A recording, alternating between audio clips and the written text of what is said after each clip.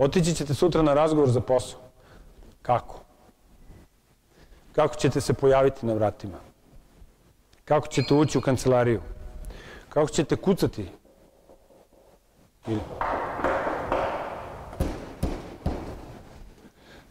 Pa da li mi imamo 5 čula.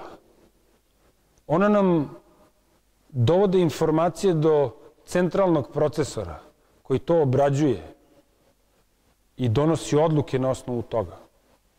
Prva informacija mi je bila vizualna, tako, na ovoj razdaljini. Ovde vidim i kako ko stoji.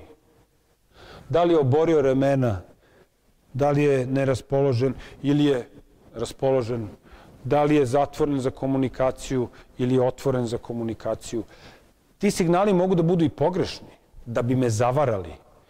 Ali moram da imam svest. Što si je da imate svest? Što si je da ne pošaljete signal koji ne želite?